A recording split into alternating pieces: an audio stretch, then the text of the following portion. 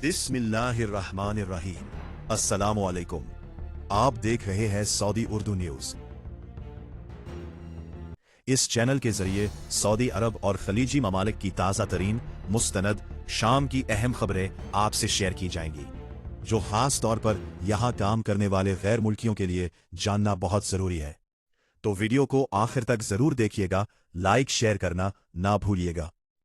हज 2026 के करीब आते ही सऊदी वजारत हज उमरा ने एक बार फिर वाज़े और सख्त हिदायत जारी करते हुए कहा है कि हज परमिट की पाबंदी हर हाजी के लिए लाजमी शर्त है और इसके बगैर हज की इजाजत नहीं दी जाएगी।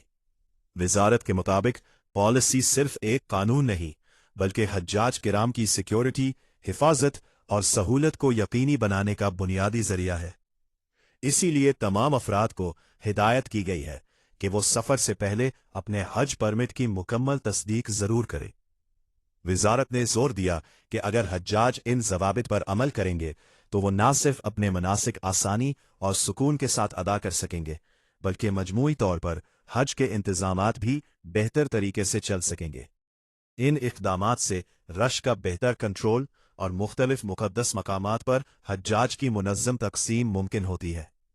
मज़ीद वजाहत करते हुए वजारत ने कहा कि हज परमिट सिस्टम दरअसल एक मुकम्मल मनसूबाबंदी का हिस्सा है, जिसके जरिए हर ग्रुप के लिए दुरुस्त वक्त, जगह और सहूलियात फराहम की जाती है, ताकि किसी भी किस्म की बदनज़मी से बचा जा सके।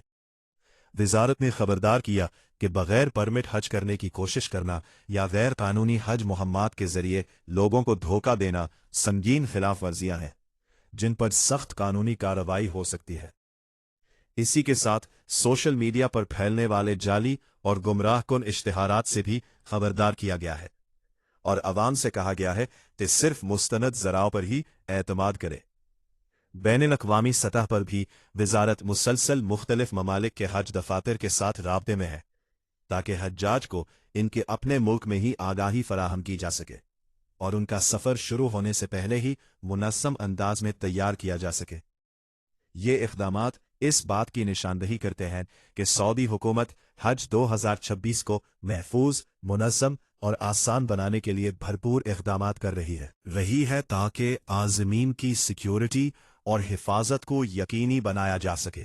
इसके अलावा नाखुशगवार वाक़यात से बचा जा सके।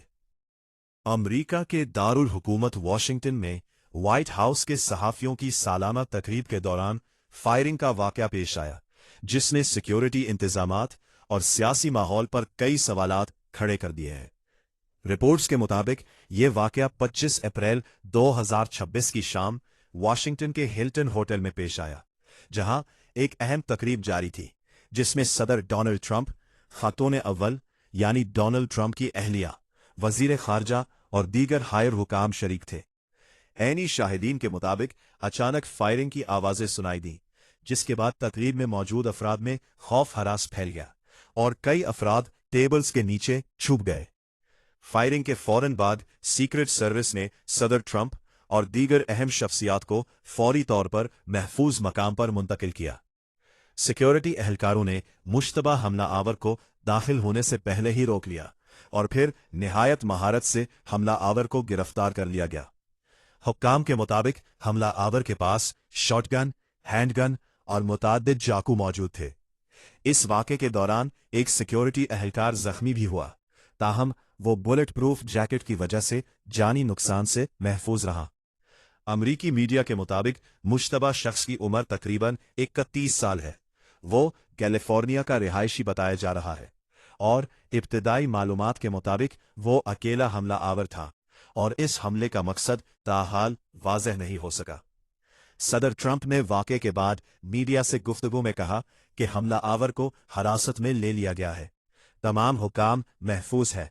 कानून नाफिज करने वाले इदारों ने बर वक्त और मौसर कार्रवाई करके हालात को कंट्रोल कर लिया और कहा कि सूरत हाल काबू में है। वाक़े के बाद तकरीब को आर्जी तौर पर मनसूख कर दिया गया। कानून नाफिज करने वाले इदारों ने इलाके को कोर्डन ऑफ करके तहकीकात शुरू कर दी। FBI और दीगर एजेंसियां वाक़े के मुकम्मल इन्वेस्टिगेशन में मसरूफ हैं।